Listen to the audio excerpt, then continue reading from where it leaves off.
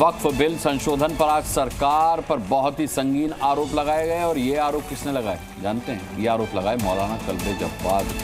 मौलाना कल्बे जव्वाद का मुस्लिम जमात में बड़ा नाम है, बड़ी पहचान है। उन्होंने कहा कि वक्फ बिल संशोधन के लिए बनाई गई जेपीसी और की गई रायशुमारी सिर्फ धोखा है, ड्रामा है, साजिश है, सिर्फ दिखावा है। और कांग्रेस के बाद अब बीजेपी भी वक्फ बिल को लेकर मुस्लिमों से साजिश कर रही है। इन आरोप के बीच उन्होंने सरकार को बड़ी चुनौती दे डाली। उन्होंने कहा कि अगर सरकार साबित कर दे कि वक्फ ने कभी किसी मंदिर की 1 इंच भी जमीन ली है तो वो आंदोलन वापस ले लेंगे, मूवमेंट वापस ले लेंगे। उन्होंने बिल को लेकर गृह मंत्री और जेपीसी के सदस्य निशिकांत दुबे को भी जमकर घेरा। निशिकांत दुबे ने बड़ी संख्या में आई रायशुमारी वाली चिट्ठियों को संख्या पर सवाल उठाए थे। ऐसे में सवाल उठता है कि सच्चा कौन है और झूठा कौन है? वक्फ पर धोखा दिया जा रहा है या नैरेटिव का मौका है ये? इस बात पर बात करेंगे, लेकिन अभी बात इस पर कि आखिर आज की बहस क्यों जरूरी है। क्योंकि वक्फ संशोधन पर मौलाना कल्बे जव्वाद ने गंभीर आरोप लगाए हैं, इसलिए जरूरी है। क्योंकि वक्फ संशोधन पर जेपीसी और रायशुमारी को कल्बे जव्वाद ने धोखा बताया है, इसलिए ज़रूरी है। कल्बे जव्वाद का किसी भी हिंदू मंदिर पर वक्फ के दावे से इनकार है, इसलिए ज़रूरी है ये डिबेट इसलिए ज़रूरी है क्योंकि हिंदू मंदिरों पर कब्जे के आरोप पर सरकार को चुनौती दी गई है। तो ठोकेंगे इन तमाम सारे मुद्दों पर ताल, लेकिन उससे पहले ये छोटी सी रिपोर्ट देखिए।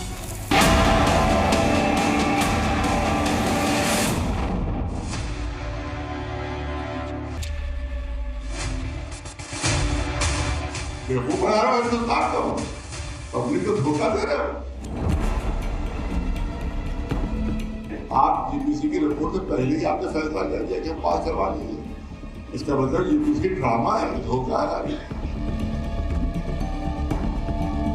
मैं इसको मूर्ख कह रहा हूँ, हिंदुस्तान का सबसे बड़ा मूर्ख ये कह रहा है कि सब ISI के एजेंट हैं।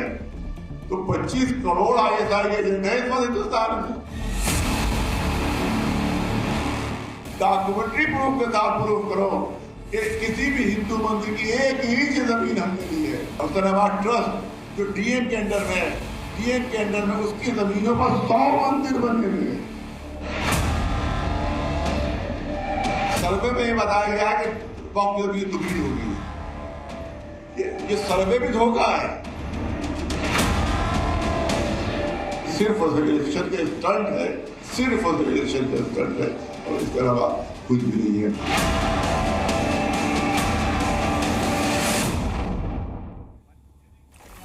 तो देखिए, ताल ठोके में हमेशा की तरह बड़ी बहस के लिए हमारे साथ कई गणमान्य मेहमान हैं।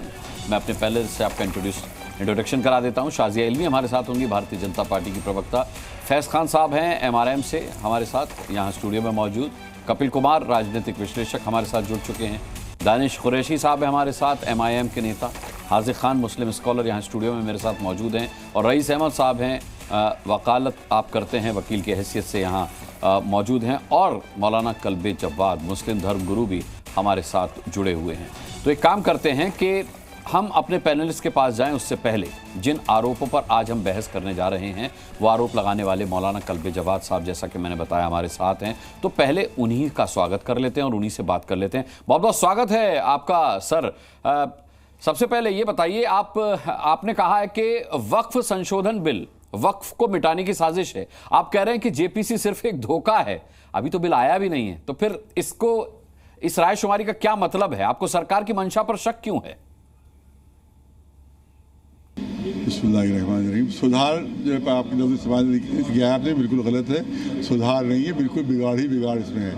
क्योंकि जो 44 उसमें क्लासेज हैं, हमने खुद पढ़े हैं, उसमें सिर्फ वक्फ को मिटाने की बात की गई है, ख़त्म करने की बात की गई है। कहीं पर भी वक्फ के लिए हित में कोई एक भी क्लास वक्फ के हित में नहीं है, एक भी क्लास वक्फ के हित में नहीं है। दूसरी चीज़ यह है कि उन्होंने कहा कि स्टेक होल्डर जो है वो अपने ऑब्जेक्शन दाखिल करें।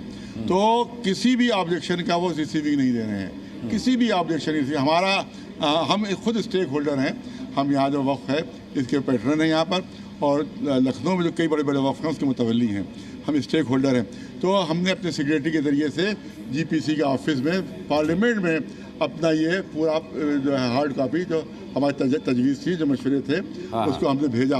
तो उन्हें डाल दिया कोने में उन्होंने कहा रिसीविंग दीजिए, कि हम रिसीविंग किसी चीज़ की नहीं देते। सारी जो वहाँ जो कापियाँ पहुँचेंगी वो कह देंगे हमारे पास कोई नहीं पहुँची, क्योंकि उसका कोई सबूत ही नहीं होगा, उसकी कोई रिसीविंग नहीं होगी। इसका मतलब इसीलिए कह रहे जीपीसी सिर्फ धोखा है, इसके अलावा और कुछ नहीं है। और दूसरा सबूत क्या है कि अभी जीपीसी की रिपोर्ट नहीं आई है और अमित शाह साहब कह रहे हैं कि हम ये पास करवा लेंगे पार्लियामेंट में। अरे अभी तो रिपोर्ट आई नहीं है, अभी तो कैसे कह रहे हो पास करवा लेंगे? अच्छा, अभी तो रिपोर्ट आई नहीं है। और रिपोर्ट कैसी आई नहीं मालूम, फेवर में आएगी, बिल के अगेंस्ट आएगी, अभी तो कुछ मालूम ही नहीं है। उसके बाद आप कह रहे हैं हम पास करवा लेंगे, इसका मतलब जीपीसी धोखा है, टोटल धोखा है। और आपका पूरा इंटेंशन यही है, पहला फाइल इंटेंशन यही है कि आप इसको पास करवा लेंगे। और इस वजह से हम सब सोचते हैं कि जीपीसी धोखा है और उनका मकसद सिर्फ और सिर्फ इलेक्शन है। सिर्फ और सिर्फ इलेक्शन मकसद है कि इलेक्शन में कट्टरवादियों को खुश किया जाए और इलेक्शन जीता जाए। इसमें सिर्फ कोई किसी अच्छा कलवे जवाद साहब, मेरा अगला सवाल आपसे ये है कि वक्फ पर तो सीधे आरोप है कि वो जिस जमीन को चाहे उसे अपना बता देते हुए 1500 साल पुराने मंदिर पर भी दावा ठोक दिया कि ये वक्फ की है। मुझे ये बताइए कि आप इसको क्या जस्टिफाई कर रहे हैं क्या इसको? बोर्ड में सीईओ होता है कि जो गवर्नमेंट का अफसर होता है, कोई दावा बगैर सीईओ की वर्दी के बगैर नहीं होता। सीईओ जो होता है वो अंडर सेक्रेटरी लेवल का पुलिस अफसर होता है, गवर्नमेंट का अफसर। सीईओ की साइन सिग्नेचर के बगैर कोई कागज बोर्ड से नहीं निकल सकता। अगर कोई ऐसा दावा हुआ भी है तो सीईओ से पूछा जाए जो गवर्नमेंट अफसर है कि तुमने ये कैसे पास कर दिया जी, तुमने कैसे पास कर दिया। ये मुसलमानों पर कोई इल्जाम लगाया जा रहा है। गवर्नमेंट का नुमाइंदा वहाँ पर मौजूद है, गवर्नमेंट का अफसर वहाँ पर मौजूद है कि जिसके सिग्नेचर के बजाय कोई वार्तालाप नहीं हो सकता। ये एक्ट में है कि बगैर सीईओ चीफ एग्जीक्यूटिव अफसर जो गवर्नमेंट अपॉइंटेड होता है, जो गवर्नमेंट का अफसर होता है, जब तक वो सिग्नेचर न करे कोई वार्तालाप बोर्ड नहीं कर सकता, कोई लेटर नहीं लिख सकता। अगर ऐसा कोई दावा किया भी है तो सीईओ की इजाज़त से किया गया होगा। सीईओ से पूछो तुमने कैसे दावा कर दिया, झूठ है कि सच है। इसमें बोर्ड जिम्मेदार नहीं है, गवर्नमेंट अफसर जिम्मेदार है, उससे सवाल किया जाए। चलिए, लेकिन आपने गृह मंत्री की मंशा पर तो खैर सवाल उठा ही दिया मेरे पहले सवाल के जवाब में। जेपीसी में सभी पार्टियां शामिल हैं। मुझे ये बताइए कि क्या मतलब आप जेपीसी पर भी भरोसा नहीं कर रहे हैं? अगर आप उस पर सवाल उठा रहे हैं तो क्या अब आपको विपक्ष पर भी भरोसा नहीं रह गया है? कलवे जवाद साहब, भरोसे की बात नहीं है, मेजॉरिटी अपनी रखी है।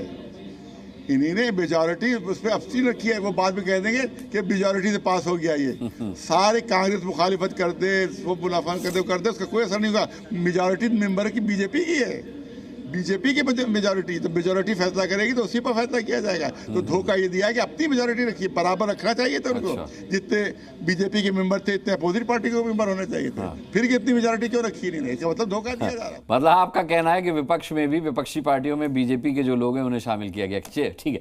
अच्छा, आप ये कह रहे हैं कि जो भी प्रोसीडिंग जेपीसी की हो वो लाइव हो। इस मांग के पीछे वजह क्या है, जान सकता हूं? जितने भी इनके जलसे हों, जितनी मीटिंग्स हों, लाइव हों, ताकि हमें पता तो चले कि वहाँ के अंदर क्या हो रहा है। ये सीक्रेट कर रहे हैं। अरे पार्लियामेंट की प्रोसीडिंग सीक्रेट नहीं है, सुप्रीम कोर्ट की सीक्रेट नहीं है, और जीपीसी इतना इंपॉर्टेंट हो गया है कि उसकी सब सीक्रेट है, उसको सामने आना चाहिए। कलवे जवाद साहब, वक्फ पर ये आरोप है कि वो तानाशाही रवैया अपनाता है। जिस जमीन को कह देता है कि वो जमीन उसकी है, वो उसकी मान लेता है, उसकी हो जाती है, जैसा कि हम पहले भी कह चुके हैं। तो आपको नहीं लगता ये सरासर ज्यादती है और ये आरोप लगातार लगते रहे हैं? इसका हिंदू मुसलमान से कोई लेना देना नहीं है। देखिए, सवाल ये है कि वक्फ बोर्ड जो है वो भी गवर्नमेंट का बनवाया हुआ है। गवर्नमेंट है, लिखा है शिया सेंट्रल वक्फ बोर्ड, शिया सेंट्रल वक्फ बोर्ड। वक्फ बोर्ड गवर्नमेंट का बनाया हुआ है। जितने भी लखनऊ में इस पर नामित हुए शिया वक्फ बोर्ड में, सब गवर्नमेंट के बनाए हुए नामित हुए। उसके अलावा जो उसमें क्या था, ट्रिब्यूनल जाता है। उसके बाद ट्रिब्यूनल क्या, उसका जो चीफ वेटर होता है वो चीफ जस्टिस है उनका बनाया हुआ होता है। चीफ जस्टिस के बनाया हुआ जज ट्रिब्यूनल में है, तो उसके पास हर केस उसके पास जाता है। उसके बाद वहाँ पर मॉनेटरी मिनिस्ट्री जाता है, उसके बाद गवर्नमेंट के पास जाता है, गजट होता है। तो कोई चीज़ वक्फ सिर्फ वक्फ बोर्ड के कहने से कोई चीज़ वक्फ नहीं हो सकती जब तक के ट्रिब्यूनल उसको साबित न करे, जब तक के उसके बाद गजट होता है, गवर्नमेंट गजट होता है, उसके बाद वक्फ डिक्लेयर किया जाता है। तो कोई भी वक्फ बोर्ड अगर किसी को कह दे वक्फ की ज़मीन है तो उससे साबित नहीं होगा कि वक्फ की ज़मीन है, बिल्कुल साबित नहीं होगा। उसके बाद ये है कि वो भेजते हैं रिपोर्ट, सीईओ भेजता है रिपोर्ट गवर्नमेंट में, गवर्नमेंट को ओके करती है। ओके करने के बाद गजट होता है, तब कहीं जाके वो वक्फ डिक्लेयर होता है। ये आपने कैसे कह दिया कि वक्फ बोर्ड ने कह दिया वक्फ, तो वक्फ बिल्कुल नहीं है। ठीक है। अच्छा, एक आखिरी सवाल, ये कहा जा रहा है कि जाकिर नायक जैसे लोगों ने वक्फ बिल पर QR कोड के जरिए वक्फ बिल के समर्थन में फर्जी नैरेटिव सेट किया, आप क्या मानते हैं इस पर? नहीं, ऐसा कुछ भी नहीं था। ऑनलाइन जो है वो सबके जो है URL सबका मौजूद है, उसकी जांच की जा सकती है। दूसरी चीज़ ये है कि जिस दिन बिल पेश किया गया है उसके दूसरे ही दिन हमने यहाँ कॉन्फ्रेंस की थी और बिल की मुखालिफत की थी। दूसरे दिन यहाँ प्रेस कॉन्फ्रेंस की थी और हमने कहा था कि कंटेंट हमें मालूम है, इसका मतलब कि ये है वक्फ बिल जो है वह विरोधी है। अरे अगर वो जाकिर नायक अल्लाह एक कहता हो, हम अल्लाह एक कहें, तो आप कहें जाकिर नायक के मानने वाले हो तुम? सवाल यही कि जाकिर नायक के मानने वाले कहा। तो ये देखिए कि उसके कंटेंट जो है वो मुखालिफ है या नहीं। जाकिर नायक कुछ भी बकता रहे। अरे ये हम ही थे जिसने जाकिर नायक पर पाबंदी लगवाई थी यूपी में आने पर। मैंने लगवाई थी जाकिर नायक पर पाबंदी यूपी में आने पर। हम तो हावी हो ही नहीं सकते जाकिर नायक के। हमने पाबंदी लगवाई थी, आप पूछ लीजिए जाकिर वहाँ के। हमने पाबंदी लगवाई थी, यूपी में नहीं आ सकता था वो, हमने पाबंदी लगवा दी थी। तो इसका मतलब है कि अगर जाकिर नायक कुछ कह रहा है, वो कह रहा है अल्लाह एक है, तो हम अल्लाह एक ना कहें फिर? सवाल यही हो रहा है कि जाकिर नायक से कोई मतलब ही लेना देना ही नहीं। ये सारे मुसलमानों का मामला है हिंदुस्तान के सारे। और जब वो रिसीविंग दे ही नहीं रहे हैं तो आप शिकायतें पहुंचे कैसे? सवाल यही हो रहा है। हमारा कहना ये है कि आप रिसीविंग दीजिए और जो शिकायतें आप पास आई हैं, जैसे हमारे पैड पर आई है सिफारिश, ये तो जाकिर नायक का पैड नहीं हो सकता, ये तो हमारा पैड है। ये तो जाकिर नायक का पैड नहीं है, इसको देख लिया, ये तो हमारा पैड है। इसको रिसीव नहीं किया उन्होंने, ठीक है, GPC ने इसको रिसीव ही नहीं दी। इसका मतलब बेईमानी इनकी तरफ से हो रही है। जाकिर नायक कुछ भी बकता, हम तो बकना कह रहे हैं, कुछ भी बकता रहे, आपसे कोई मतलब नहीं। ठीक है, ठीक है। बहुत बहुत शुक्रिया करना चाहूंगा मौलाना कल्बे जवाद साहब आपका जी न्यूज़ से जुड़ने के लिए और बातचीत करने के लिए। कल्बे जवाद साहब, जिनके दिए गए बयान पर हम आज ये ताल ठोक की डिबेट कर रहे हैं, मेहमानों का परिचय मैं करा ही चुका हूं। आइए अब सीधे बहस को शुरू करते हैं। सबसे पहले रुख शाजिया इल्मी का। शाजिया, आपने कल्बे जवाद साहब को अब ताल ठोके में भी सुन लिया। उनका कहना है कि वो JPC को इसलिए फर्जीवाड़ा बता रहे हैं क्योंकि साफ तौर पर अमित शाह ने कहा है कि बिल तो हम पास करा ही लेंगे। तो जो बिल पास कराने की गारंटी वो अभी से दे रहे हैं, उस पर कल्बे जवाद साहब को शक है कि ये फिक्सिंग है। उन्होंने ये भी कहा कि JPC में अपने अपने लोग बीजेपी ने बिठा रखे। क्या कहना है आपका? देखिए, कल्बे जवाद साहब का मैं बहुत इज्जत करती हूँ, बहुत ही एहतराम के साथ उनको देखती हूँ मैं। लेकिन मुझे बड़ा अफसोस हो रहा है कि सिर्फ इस बिना पर कि उनकी रिसीविंग ठीक से नहीं हुई और इस आधार पर कि अमित शाह जी ने कहा, गृह मंत्री ने कहा कि हम इसे पास कराएंगे, उनको सब कुछ इसमें बुरा लग रहा है। अब 2-3 बातें मैं आपके समक्ष रखूं। आप देखिए कि अब ये राजेंद्र सचर कमेटी किसने बनाई थी? हमारी सरकार नहीं थी, आप भी जानते हैं, 2005 की। और उसमें वही सारी बातें हैं जो रिकमेंडेशंस में हैं। और उसमें भी कहा गया है कि 2 औरतों की इसमें नुमाइंदगी होनी चाहिए और एक CEO होना चाहिए जो सफिशिएंट रैंक ऑफिसर का होना चाहिए। अच्छा, अब कल्बे भाई साहब ने बहुत सारी बातें की। उन्होंने ये भी कहा कि भाई ये तो अफसर करता है। तो क्या हम ये मान रहे हैं और समझ रहे हैं कि अफसर गलत नहीं हो सकता? कि जो पूरा ट्राइब्यूनल बनता है और अगर उसमें जो कोई अफसर है वो भी तो करप्शन कर सकता है, यही तो वजह होगी। और मैं बता दूं आपको, एक के बाद एक केस बता दूं। ये जाहिर सी बात है, जब हाजी मतीन और हारून यूसुफ ने, जिनका करप्शन अमानतुल्लाह ने, आयरॉनिकल कितना है देखिए, व्यंग्यपूर्ण इसको मानेंगे आप, कि उनका जो करप्शन इन्होंने उजागर किया और ये सवाल पूछा अमानतुल्लाह ने, क्योंकि वो आ गए, फिर उनकी सरकार आ गई। उन्होंने कहा कि 62 बीघा ज़मीन नरेला में इतने प्राइवेट बिल्डर को कैसे दी गई औने पौने दाम में। अच्छा, अब अमानतुल्लाह खुद जो हैं बेल पर बाहर हैं क्योंकि 14 से ज़्यादा इलीगल अपॉइंटमेंट्स है, ना जाने कितनी ज़मीन जो है इधर उधर दे दी गई है और जो पुराने दाम से बढ़ा के दी गई है। अब ये लीज पर क्यों दी है, उसका क्या आधार है, इस पर सवालिया निशान उठ रहे हैं और खुद उनको जवाब देना पड़ रहा है कि करोड़ों रुपए उन्होंने कैसे कमाए हैं। अब देखिए, नहीं ये तो असलियत है। अब कल्बे जवाद जी क्या कह रहे हैं, क्योंकि अफसर मौजूद है और सरकार को पता था तो इसलिए सब कुछ सही है, इसी को तो ठीक करना है। बल्कि कल्बे जवाद जी ने जो कुछ कहा है अभी, वो साफ तौर पर बताता है कि संशोधन की कितनी जरूरत है। वो खुद कह रहे हैं कि अगर गलत हुआ है तो उसमें अफसर भी शामिल है, तो कोई डिनाई इससे नहीं कर रहा है। और JPC अगर ज्यादा भाजपा के लोग हैं, क्योंकि भाजपा के लोग नुमाइंदगी भी ज्यादा कर रहे हैं, पर लेकिन JPC का मतलब ये है कि सलाह मशवरा से सारी बात होगी। अगर डिसेंटिंग ओपिनियन भी होगा वो भी सामने आएगा। तो अभी से मान लेना और कहना सब गलत है, मुझे लगता है बहुत ये ज्यादती है। और मैं कल्बे जवाद जी से कहूंगी, कल्बे जवाद जी आप खुद जानते हैं क्या असलियत है और लगातार संशोधन की जरूरत रही है। गलत किस्म के लोग रहे हैं उसमें, ना कुछ उन्होंने अस्पताल बनाए हैं गरीबों के लिए, ना यतीमों के लिए कुछ किया है, ना बेवाओं के लिए कुछ किया है, ना एजुकेशनल इंस्टीट्यूशंस के तौर पर कुछ किया है। इस पर भी कलवे जवाद जी बोलते तो ज्यादा अच्छा लगता कि वक्फ और वक्फ के मायने और औकाफ के मायने क्या हैं, कितना समझते हैं कलवे जवाद साहब और कितना वो समझाना चाहते हैं औरों को। ठीक है, मैं शाजिया आपके पास लौटूंगा, लेकिन मैंने देखा फैज खान साहब जो हैं वो कलवे जवाद साहब के जवाब सुनकर के भी नाम में सर हिला रहे थे और शाजिया की कुछ बातों पर भी उन्होंने इसी तरह का रिएक्शन दिया है। क्या आपकी आपत्ति है, क्या असहमति है फैज खान साहब, किसकी बात से है और किस बिस्मिल्लाहिर्रहमानिर्रहीम रब्बि इश्रह ली सदरी व यस्सिर ली अमरी वहलुल उक़दतन मिन लिसानी यफ़क़हू क़ौली। अनुराग भाई, कलबे जवाद साहब हमारे लिए बहुत सम्माननीय हैं, लेकिन मैं बहुत माफ़ी चाहूँगा, शायद व्हाट्सएप यूनिवर्सिटी से कहीं से उन्होंने कुछ पढ़ लिया है या फिर शायद किसी गलत कर्मचारी के पास वो संसद भवन में या जेपीसी में चले गए हैं। मैं आपको बताऊं, जेपीसी में हर एक आवेदन स्वीकार किया जा रहा है और किसके द्वारा स्वीकार किया जा रहा है? सीधे जगदम्बिका पाल जी के द्वारा स्वीकार किया जा रहा है। मेरी जो आंखों देखी बात है, अजमेर की दरगाह की पूरी टीम गई, दीवान साहब 1 से 1.5 घंटा उनको सुना, गुलशन सोसाइटी को सुना, सूफी संत मलंग प्रकोष्ठ को सुना और एक 1.5 घंटा सुना, पूरे जेपीसी ने बैठ पूरा समय दिया। मतलब हम भारत फर्स्ट की ओर से गए थे, हमको 1.5 घंटा सुना। और उसके बाद सच्चाई में बताऊं कि यदि कलबे जवाद साहब जैसा बड़ा नेता ये कहेगा मैं जेपीसी के सामने अपनी बात रखना चाहता हूं, इनको 3-4 घंटे मिलेंगे अपनी बात रखने के लिए और ससम्मान आवेदन लिया जाएगा। वो तो कह रहे जेपीसी है ही नहीं ना, जेपीसी में तो बीजेपी के ही नुमाइंदे बैठे हुए हैं। इसकी मैं सच्चाई बता रहा हूं, शक्ल में अनुराग भैया, इसकी मैं सच्चाई बता रहा हूं। जो बात आपने पूछी कि बीजेपी के लोग बैठे हैं, अंदर क्या चर्चा हुई है तो मैं नहीं कहूंगा, एक मर्यादा है क्योंकि जेपीसी की, ठीक है, वो निकल के बाहर आएगा। जिस इंटेंसिटी से हमारे प्रस्ताव का स्वागत किया बीजेपी और अन्य सत्ताधारी पार्टियों ने, उससे कहीं अधिक इंटेंसिटी से, 10 गुना ज्यादा इंटेंसिटी से विरोध किया, चीख कर चिल्ला कर विरोध किया, हमको भयभीत करने का प्रयास किया विरोधियों ने, फिर भी उनको मौका दिया गया। ये नहीं कि उनको अध्यक्ष जी ने चुप करा दिया, भाई तुम भरपूर विरोध करो, अपनी आपत्तियां रखो। उनको आपत्ति रखने का भी मौका मिला।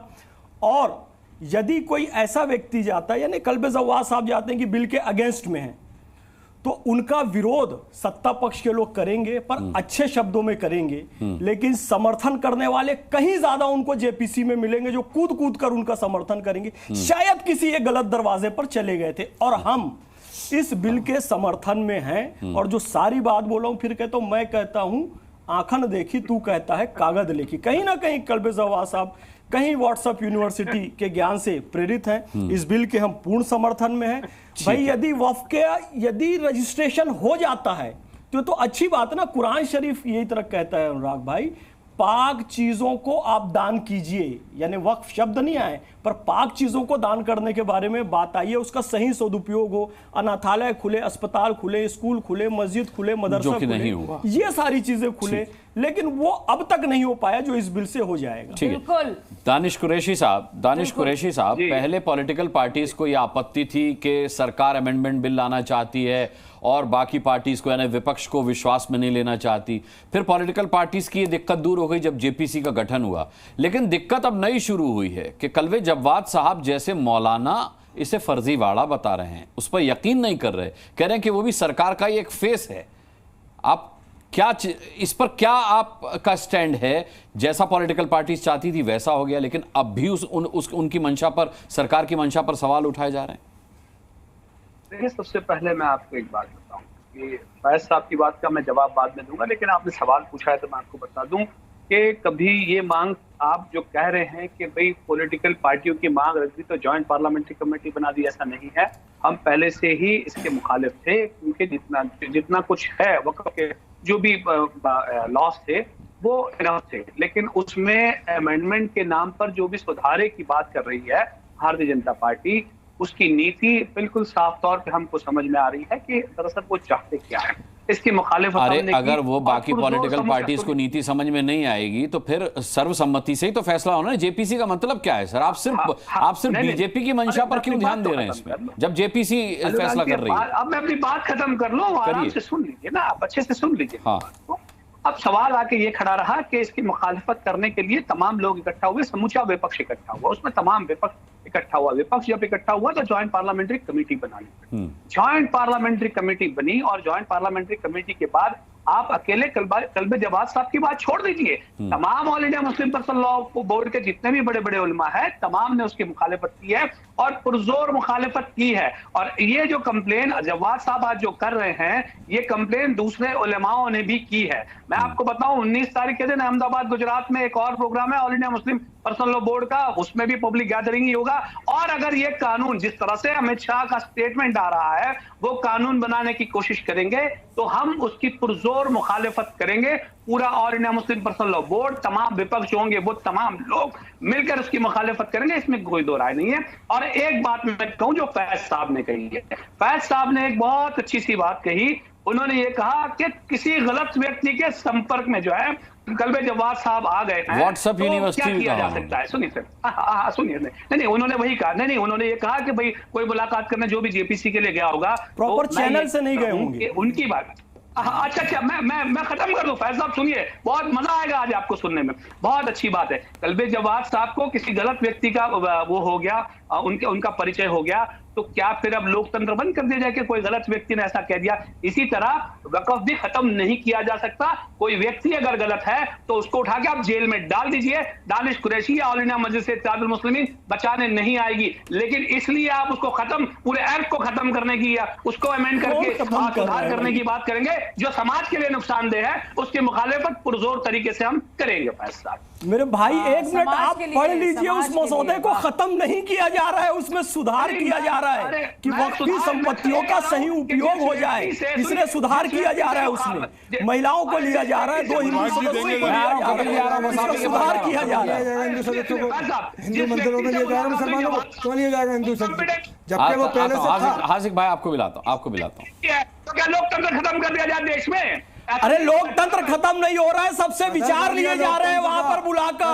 आप भी जाइए, अपना विचार दीजिए। और सबसे ज्यादा जेपीसी में ऊंची आवाज में जो बोल रहे हैं वो आपकी पार्टी के ओवैसी जी ही बोल रहे हैं, जो उसके समर्थन में जा रहे हैं। उनको डराने धमकाने का भी काम कर रहे हैं, कहते हैं तुम पढ़े लिख कर नहीं आए हो, तुम लोग किसी और के एजेंट हो, इस तरह की बातें वहां पर कर रहे हैं। लेकिन हम लोग पढ़े लिखे समझदार लोग हैं साहब, हम लोगों ने अपनी बात रखी। परम आदरणीय जगदम्बिका पाल जी ने उसका स्वागत किया, सम्मान किया, हमसे सम्मान लिया। आप भी जाइए थ्रू प्रॉपर चैनल, आपकी बात भी सुनी जाएगी। कि कितना प्रेम है आरएसएस को, राष्ट्रीय मुस्लिम मंच उसकी विंग है, सारे देश को पता होना चाहिए। अरे तो प्रेम ही तो होना चाहिए, तो प्रेम नहीं होगा तो और क्या नफरत होगी? की दुकान चलाते हैं आप, नफरत क्यों चाहते हैं? अगर प्रेम है मुस्लिम मंच से तो अभी कह रहे हैं आरएसएस मुसलमानों का विरोधी, आप कह रहे हैं मुसलमानों से प्रेम है, मुस्लिम मंच से तो अच्छी बात है। मुस्लिम राष्ट्र मैं ओवैसी जी के नुमाइंदे से पूछना चाहती हूँ, आपको क्यों नफरत है ओवैसी साहब और उनके नुमाइंदों को? क्यों नफरत है गरीब मुसलमान से? आप बताइए, गरीब मुसलमानों से। क्षमा चाहूंगा अनुराग भैया, चीन और पाकिस्तान की विंग होने से अच्छा है कि आरएसएस की विंग हुआ जाए। देश बीजिंग से चले, इस्लामाबाद से चले, मॉस्को से चले, उससे अच्छा है नागपुर से चले। हम स्वागत करते, देश के अंदर से चलना चाहिए। यदि आरएसएस प्रेम कर रही है मुस्लिम राष्ट्रीय मंच से तो अच्छी बात है। आप क्यों चाहते हैं गरीब मुसलमान रहे? आप क्यों अपना भू-आश्रय चला के रखना चाहते हैं? और क्या औचित्य है, क्या औचित्य all India Muslim personal law board का? क्या किया all India Muslim personal law board? ठीक है। इस बीच फैज भाई ने बड़ी अच्छी बात बोली कि देश बीजिंग से चले या इस्लामाबाद से चले, उससे बेहतर है कि नागपुर से चले। मैं इस पर हासिक साहब के पास आऊंगा, लेकिन उससे पहले कपिल कुमार जी का मैं रुख करूंगा। कपिल कुमार जी, सुनिए, आज मैं आता हूँ, दानिश भाई आता हूँ। कपिल कुमार जी, कल्बे जवाद साहब कह रहे हैं जाकिर नायक को छोड़ो, दानिश कुरैशी कह रहे हैं कल्बे जवाद को छोड़ो, और वो ये कह रहे हैं कि बिल के विरोध में केवल ये 2 लोग ही नहीं है, बहुत सारे मुसलमान हैं। मैं आप ही की बात ला, अरे नहीं अनुराग जी, आप कल्बे जवाद साहब के नाम से गलत मत बोलिए, हमारे लिए बहुत रिस्पेक्टेबल हो। मैंने ये नहीं कहा कि आपके लिए वो रिस्पेक्टेबल हैं, मैं ये कह रहा हूं कि आप ये कह रहे हैं कि उनकी बात मत कीजिए, उन्हें छोड़िए। हम बहुत सारे मुसलमान ऐसे हैं जो इस बिल के विरोध में है, कल्बे जवाद अकेले नहीं है। ठीक है, यही मैं कह रहा हूं। तो फिर पकड़ी किसकी बात जाए कपिल कुमार जी, किसकी बात समझी जाए? अनुराग जी, दानिश साहब ने अभी एक बात कही कि जो गलत काम करता है सरकार उसे पकड़े तो सजा दे। बड़ी अच्छी बात है। हाँ, लेकिन इनका इतिहास तो ये बताता है आज तक कि जितने भी अपराधियों को सरकार पकड़ती है, इनकी पार्टी सबसे पहले उन्हें बचाने खड़ी होती है अगर नाम मुस्लिम लगा हो तो। खैर छोड़िए इस बात को, ये तो इतिहास बता देगा। मैं कुछ और सवाल उठाना चाहता हूं।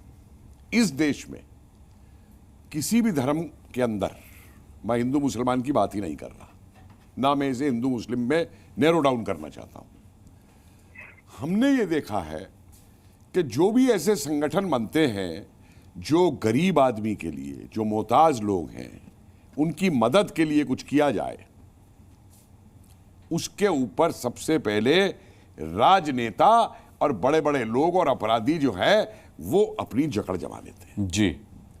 और उस जकड़ को जमाने के बाद में जिस तरीके से वो उसका इस्तेमाल करते हैं उन जमीनों का, मैं बड़ा खुश होऊंगा अगर वक्फ बोर्ड की जमीनों के ऊपर अनाथालय बने, स्कूल बने, अस्पताल बने, पढ़ाने के लिए उनको बने और ट्रेनिंग के लिए बने, उनको सेंटर्स के लिए।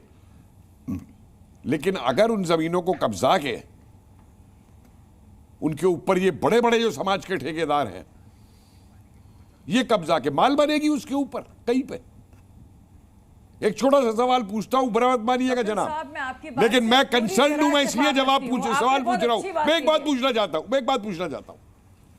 मैं अक्सर गुजरता हूं। नहीं कपिल भाई, मैं आपसे कहना चाहूंगी कि सबसे बड़े मुस्लिम हितैषी आप इस वक्त अपने को साबित कर रहे हैं ये बात कहकर। नहीं, मैं कुछ और कहना चाह रहा हूं। मैं शाहिदा जी, मैं कुछ और कहना चाह रहा हूं। शुक्रिया। मैं और कहना चाह रहा हूं, मुझे बड़ा अफसोस होता है जब मैं देखता हूं कि एक मस्जिद के अंदर 4 मंजिल बन गई या 2 मंजिल बन गई या 3 मंजिल बन गई। मुझे कोई दिक्कत नहीं है 10 मंजिल बनाई जाए, लेकिन उन 10 मंजिलों का काम अगर इबादत के लिए किया जाए, मैं उसके साथ हूं।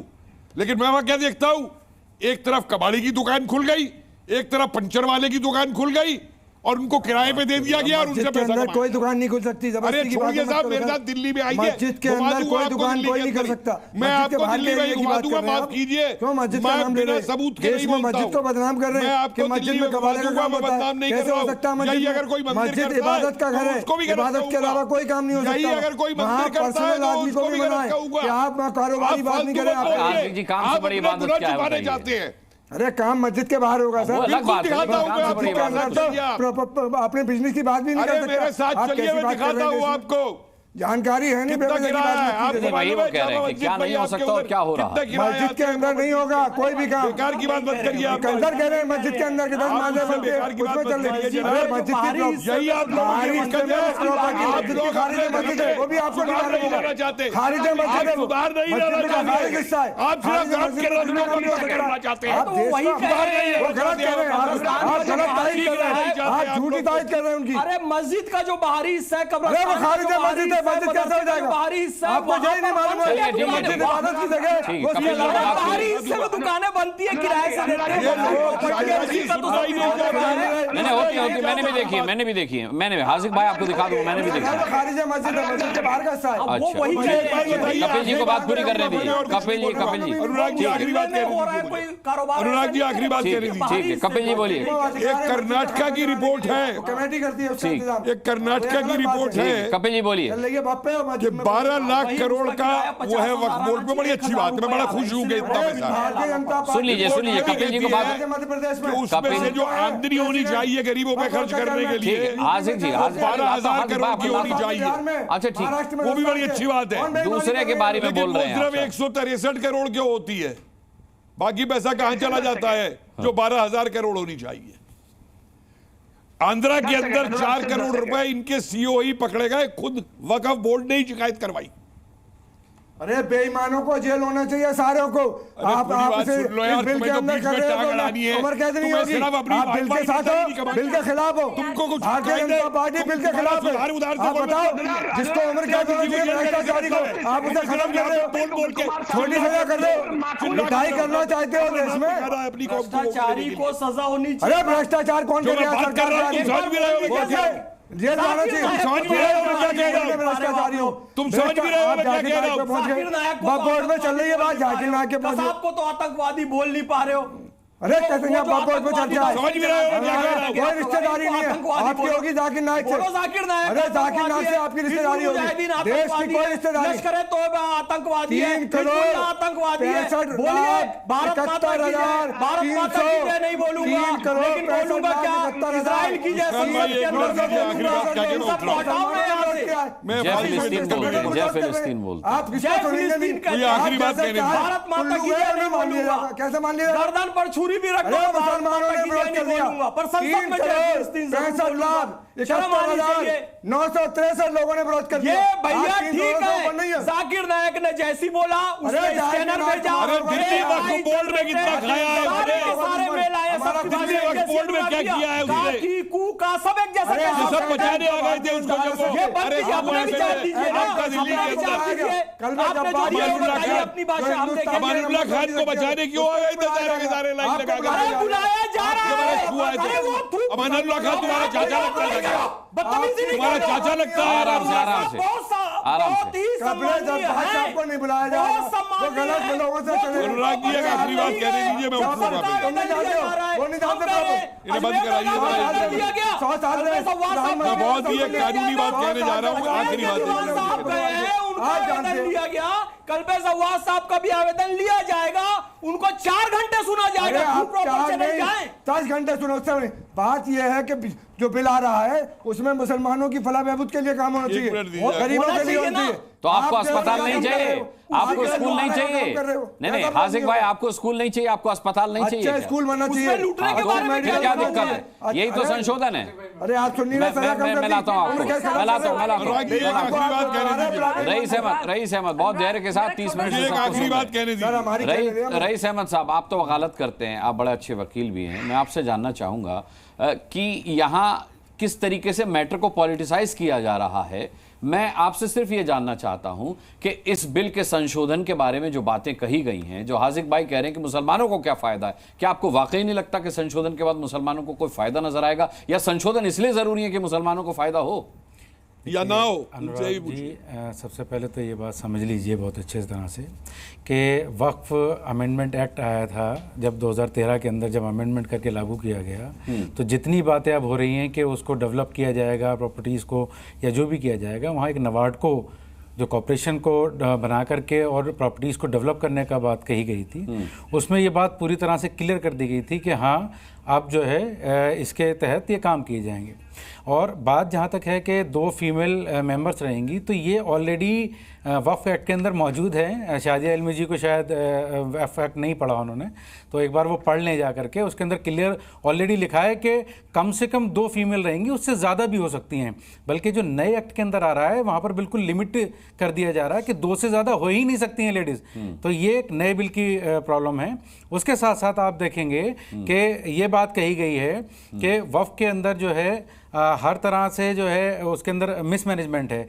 मिसमैनेजमेंट हर जगह है। अब जब भारत का कॉन्स्टिट्यूशन ऑफ इंडिया, एक अश्विनी उपाध्याय जी एक बात कहते हैं कि ना हदीस से ना कुरान से देश चलेगा, संविधान से। मैं एक बात उनको यहाँ पे कह देना चाह रहा हूँ कि ना हदीस से, ना कुरान से, ना वेदों से, ना पुराण से देश चलेगा, संविधान से। इसमें कोई 2 राय नहीं है। वही संविधान की आर्टिकल। एक मिनट बात पूरी करने दीजिए, 1 मिनट बात पूरी करने दीजिए। सर मैं नहीं बोला जब आप बोले, जब मैं नहीं बोला जब आप बोले, मैं नहीं बोला जब आप बोले। अब आप सुन लीजिए सर, कानून और संविधान की बात मुझसे सुननी है तो सुन लीजिए।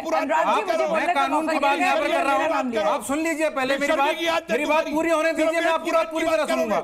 मैंने आपको आधे घंटे सुना है, मैं सुन लिया आपको। अब आप संविधान की बात सुन लीजिए। संविधान का आर्टिकल 26 जाकर के पढ़ लीजिए, जो क्लियर तौर पर यह कहता है देश के हर नागरिक को अपने धर्म के मुताबिक उसकी प्रॉपर्टीज को और उसकी जो भी संपत्तियां हैं अपने धर्म के मुताबिक उसको मैनेज करने का पूरा अधिकार देता है। हालांकि दूसरे की संपत्ति को अपना बताने का अधिकार तो नहीं देता। कैसे करेंगे? दूसरे की प्रॉपर्टी को अपना बताने का अधिकार तो नहीं देता। एक करके अभी रईस भाई बात पूरी करने दीजिए।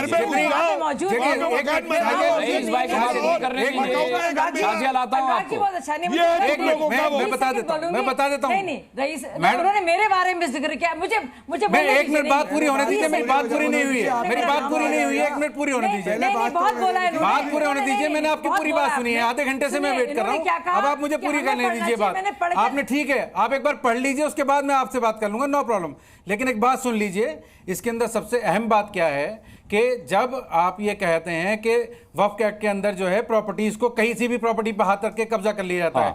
आप अगर सेक्शन 4 से लेकर 7 पढ़ेंगे वक्फ एक्ट की, उसके अंदर उसका प्रोसेस है। किसी भी जमीन को रजिस्टर करने के लिए पूरा 1 साल का टाइम होता है, और कोई जो वक्फ का सीईओ होता है वो एडीएम लेवल का ऑफिसर होता है, सरकारी कर्मचारी होता है, वो कोई प्राइवेट कर्मचारी नहीं है। अगर किसी ने वक्फ के अंदर कोई गलती की है तो अभी आपको पीछे दिनों याद होगा दिल्ली के लेफ्टिनेंट गवर्नर अरे साहब 20 साल पुरानी मस्जिद पे अगर कोई कहे कि वो बना दिया तो आपको तकलीफ है, भ्रष्टाचार में युक्त और पाए गए 500 साल पुराने उनको मंदिर पे 8-9 साल के बाद रिटायर होने के बाद सजाएं हुई है, तो आपको कौन रोकता है? आपके सरकारों के विधायक होते हैं, उसके चेयरमैन, आप इन जमीनों को उसके अंदर सजा दिलाएं, सीईओ को सजा दिलाएं। आपको किसी ने बाउंड नहीं किया है, उसके अंदर आईपीसी है, मुतवल्ली ने कोई गलती की है तो वो सरकारी कर्मचारी की तरह उसके ऊपर मुकदमा चलेगा, और उसके अंदर सजाएं बड़ी हैं। आप बल्कि सजाएं को हल्का कर रहे हैं, इससे वक्फ की रूह ही खत्म हो जाएगी। सेक्शन 40 का जहां तक आप बात कह रहे हैं कि जो वक्त का सर्वे करके अपनी तरीके 25 कर लिया जाता है, वो एक की बात मत करो। और वक्त का ट्राइब्यूनल उसके अंदर है, जिसके अंदर एडिशनल डिस्ट्रिक्ट जज लेवल के ऑफिसर उसमें चेयर करते हैं, और उसको डिस्ट्रिक्ट मजिस्ट्रेट लेवल का मेंबर होते हैं, और एक वक्त के जानकार होते हैं। अरे भाई, एक नया नैरेटिव फैलाया जा रहा है कि वक्त ट्राइब्यूनल के अंदर भी सब मुसलमान होते हैं, ऐसा बिल्कुल भी नहीं है, बिल्कुल भी नहीं है ऐसा। और वो एक सिविल कोर्ट होती है जो कि सारे वक्त के मैटर्स को फाइनली डिसाइड करती है। मुझे बताओ, मैटर्स अफजल को फांसी बोर्ड के अंदर नहीं सेटल हो पाते, कोर्ट की तरह वक्त ट्राइब्यूनल के अंदर जाते हैं। इवन जो ट्राइब्यूनल्स हैं वो भी कोर्ट के अंदर ही होते हैं। ट्राइब्यूनल्स जो हैं वो मैं पूछ रहा हूं के लिए बनाए गए हैं। जवाब दे जरा उस बात का जो मैं पूछ रहा हूं। ठीक है, शाजिया को लाता हूं, दिलाता हूं आपको। जी देखिए, मैंने इनकी बात बहुत ध्यान से सुनी, और क्योंकि उन्होंने मेरा जिक्र किया है, मैं भाई साहब को बता दूं कि कौन समझ रहा है कौन नहीं समझ रहा है, उसकी नसीहत कम दे। अगर उनके कान खुले होते और उनके समझना नहीं है तो कह रहे हैं आपने पढ़ा ही नहीं है, तो शायद वो समझ जाते। मैं वही कह रही थी कि दो नहीं मैं वो वही कह रहे थे जो मैं कह रही थी। मैंने कहा कि 2 औरतों के लिए होनी चाहिए, 2 से ज्यादा भी हो सकती है। पहले से लेकिन मैं भाई साहब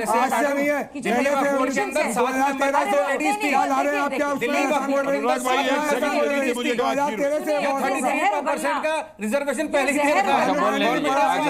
वक्फ बोर्ड का जो ट्राइब्यूनल है, फिर आप बोल रहे हैं बीच में। हासिक भाई रहने दीजिए, अनुराग भाई 1 मिनट दीजिएगा मुझे, बात का जवाब दे रही हूँ, आप बीच में क्यों बोल रहे हैं? सुनिए, अब आप देखिएगा कि इसमें जो हमारा रिकमेंडेशंस हैं, जो जेपीसी के कमेटी कह रही है और जिस पर विचार किया जा रहा है, कि कमेटी ने कहा है कि जो सेकंड रिपोर्ट होगी उसके अनुसार से जितनी भी वक्फ प्रॉपर्टीज़ हैं वो पूरा जिस तरह से उनको रजिस्ट्रेशन किया जाएगा उसमें ट्रांसपेरेंसी होनी चाहिए। अब यही बात अभी कल्बे जवाद ये कह रहे थे कि सारे जेपीसी की प्रोसीडिंग्स, लेकिन वक्फ बोर्ड की ना हो। अरे वक्फ बोर्ड के चेयरमैन भारतीय जनता पार्टी के 15 प्रदेशों में, उनसे पूछो भ्रष्टाचार किया है कि जो सीईओ है वो सरकार का नियुक्त किया हुआ है, उससे पूछो वक्फ बोर्ड वालों की क्या गलती है? हमारी प्रॉपर्टी की बदतमीजी करें, बदतमीजी कर रहे हैं हासिक जी, आप बदतमीजी कर रहे हैं। क्यों? आपका विरोध है बात का, आप गलत बयानी कर रही है, उसका विरोध है मेरा। आप बदतमीजी कर रही है, बदतमीजी क्यों? विरोध है मेरा। ठीक है, आपने विरोध कर दिया, पढ़ लीजिए, आप ये पढ़ लीजिए, ये रिकमेंडेशंस है, ये रिकमेंडेशंस है, और रिकमेंडेशंस में कहा गया है कि सारे की सारे प्रोसीजर्स सर्वे के बाद, सेकंड रिपोर्ट के बाद बाकायदा ट्रांसपेरेंट होने चाहिए।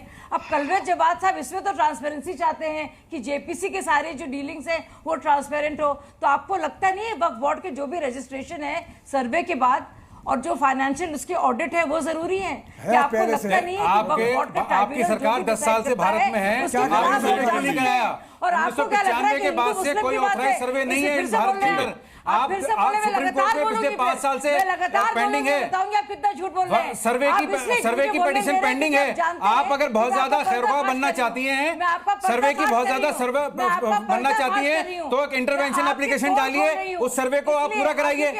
आपकी सरकार है, आपको चाहिए था कि 2013 में जो वक्फ एक्ट भारत के अंदर लागू किया गया, भारत के अंदर जो वक्फ एक्ट लागू किया गया था अमेंडमेंट लेकर के उसके ऊपर एक 10 साल के अंदर व्हाइट पेपर लेकर आना चाहिए था, बल्कि ये ना ला करके आप एक नया शिगोफा लेकर के आएंगे जिससे कानून के अंदर इसकी कोई मामला नहीं है। आगे चल के ये संवैधानिक मौलिक अधिकारों से टकराएगा और सुप्रीम कोर्ट इसको स्ट्राइक डाउन को डाउन करेगा। आप देख लीजिएगा, ये सीधा सीधा आर्टिकल 26 का वायलेशन है।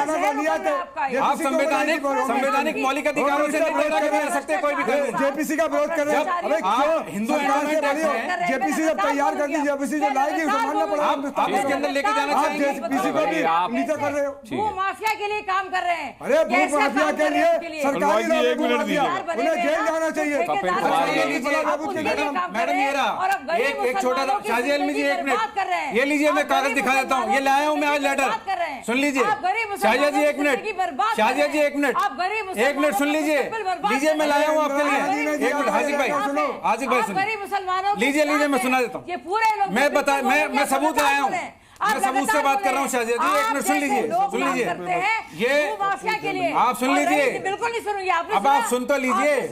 ये 1976 में भारत की प्रधानमंत्री ने श्रीमती इंदिरा गांधी जी ने सारी स्टेट को लेटर लिखा है कि राज्य सरकारों के कब्जे हैं वक्फ की जमीनों के ऊपर, आप वही कब्जा खाली करा दीजिए। आपकी सरकार है ना, आप वो कब्जा खाली करा दीजिए वक्फ से। तालीम 8,000 करोड़ की दिल्ली में, ठीक है 30,000 करोड़ की आंध्र में। ठीक है कपिल जी, ठीक है लास्ट में एक बहुत छोटी बातें कह रहा हूँ। कपिल जी एक सवाल, कल्बे जवाद साहब ने एक और बात कही। कपिल जी आप हिस्टोरियन हैं, आप बहुत जाने माने हिस्टोरियन हैं। कपिल कुमार जी बहुत बड़े हिस्टोरियन हैं, इतिहासकार हैं। मैं इसलिए उनसे ये सवाल पूछूंगा। कल्बे जवाद साहब ने कहा कि अगर ये साबित कर दिया जाए कि वक्फ ने 1 इंच जमीन भी किसी हिंदू मंदिर की हड़पी है या कब्जाई है, तो वो ये मूवमेंट वापस ले लेंगे। देखिए मैं एक बात कहूं आपसे, ये लोग कुछ चीजें इतिहास में भूल जाते हैं। अवध को ही लीजिए, क्योंकि वो लखनऊ से थे। अंग्रेजों के आने से पहले किसी का भी जमीन पे मलकियत अधिकार नहीं होता था। जमीन होती थी स्टेट की, पट्टे पकड़ा दिए जाते थे कि इस इलाके का ये होगा, इस इलाके का ये फौजदार होगा, इस इलाके का ये ताल्लुकदार होगा, इस इलाके का ये जमींदार होगा। गलत। देखिए मुझसे फालतू मत बोलिए, गलत गलत चिल्ला करके। अरे गलत समझे? अपने इरफान रहीम चाचा से पूछ लो जाके, बैठा हुआ है जो अलीगढ़ के अंदर। समझे? फालतू की बात बीच में बोलने की तुम्हारी आदत है, क्योंकि तुम लोग अभी मैं बोला भी नहीं हूं, तुमने गलत गलत बकवास कर रही है। अनुराग जी गुजरात में क्यों था उन पर? ठीक है कपिल जी की बात पूरी हो जाने, माइक बंद करवाइए इस आदमी का। मैं लाता हूं हासिक भाई, मैं लाता हूं। अंग्रेज बाद में आए, सुनिए गलत कह रहे हैं। उसमें ये होता था कि जो पट्टे दिए जाते थे उसमें एक शर्त लगी रहती थी नीचे, रियाया राजी रखना। और हर ताल्लुकदार और उस समय जो आपस में प्रेम बना हुआ था, जो गांव के अंदर वो एक जजमानी सिस्टम चलता था, जो एक दूसरे की देखरेख होती थी गांव के अंदर, कि एक शादी किसी घर में है तो पूरे गांव में होती थी, सब कुछ मिलकर रहा जाता था। वो सिस्टम जब बर्बाद होना शुरू हुआ और जब मलकियत देनी शुरू की गई, प्रॉपर्टी राइट्स की, जो अपना सिस्टम अंग्रेजों ने चलाया कि इंडिविजुअल प्रॉपर्टी राइट्स पे वो आए। ये पढ़े इतिहास जाकर के, इरफान हबीब को ही पढ़ लें जिसने लिखा है एग्रेरियन मुगल सिस्टम पे लिखा है, उसको ही पढ़ने जाके मुझसे बात करें, समझे? और जो दानिश जी को बोले, भाजपा के अपने लोग विरोध में हैं, दानिश कुरैशी कुछ कहना चाह रहे हैं। कपिल कुमार की बात पर दानिश कुरैशी कुछ कहना चाह रहे हैं। कपिल साहब अब दानिश कुरैशी मेरा नाम है। 1 मिनट दानिश साहब, आखिरी बात मुझे कहने नहीं दीजिए, उसके बाद आप जो मर्जी। अच्छा चलिए आखिर बात मैं कह रहा हूं, देखिए यहां अब ये बात कर रहे हैं कोर्ट की, ये कह रहे हैं कि साहब वो कोर्ट का जज ही होता है, उसके अंदर जो करता है वक्त के अंदर वो सब करता है। बड़ी अच्छी बात है। तो यहां तो आपको कोर्ट मंजूर है, लेकिन 3 तलाक पे आपको कोर्ट मंजूर नहीं है। अफजल गुरु की अगर फांसी होती है सुप्रीम कोर्ट से, वो आपको मंजूर नहीं है। अमरुल्लाह को अगर सजा दे रहा है वक्फ का पैसा खाने के ऊपर कोर्ट, वो आपको मंजूर नहीं है। ये जो आपका दोगलापन है कोर्ट को लेकर के हिंदुस्तान के और हिंदुस्तान के संविधान को लेकर के, अदालत के लिए ये दोगलापन साहब, आप लोग देश के नेता बनिए, एक कौम के नेता मत बनिए। अपने ओवैसी साहब को कहिए बड़े अच्छे हैं, बड़ी इज्जत करते हैं, देश के नेता बने। यहाँ पटाखों को बैन किया जाता है, तो कोर्ट के सामने जाकर के पटाखे फोड़े जाते हैं। ओवैसी को देश का नेता बनाओ, संविधान की अवहेलना जिन्ना और लियाकत अली मत बनाओ ओवैसी को।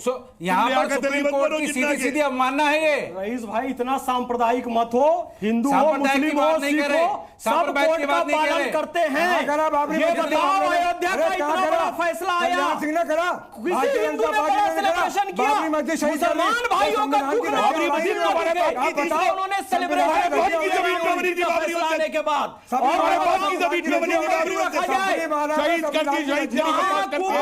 अध्यक्ष आजम खां को बनाया गया, जस्टिस अब्दुल नजीर को राम मंदिर के फैसले में रखा गया, मोहम्मद साहब को खुदाई में रखा गया, दरगाहों में सबसे ज्यादा चंदा देने वाले हिंदू हैं, सबसे ज्यादा प्रॉपर्टी चौहान, त्यागी, चौधरी, पटेल जैसे लोगों ने किया है। जब इनमें से दो लोगों को वक्त में लाने की बात हो रही है तो सांप्रदायिक बात करने लगते हैं। ऐसे तो चाहिए कोई हिंदू भाई वक्त वोट में आ जाएंगे तो जी खतरा हो जाएगा। मंदिर में क्यों नहीं आएंगे? मुसलमानों की जमीन कहीं नहीं जाएगी, कुल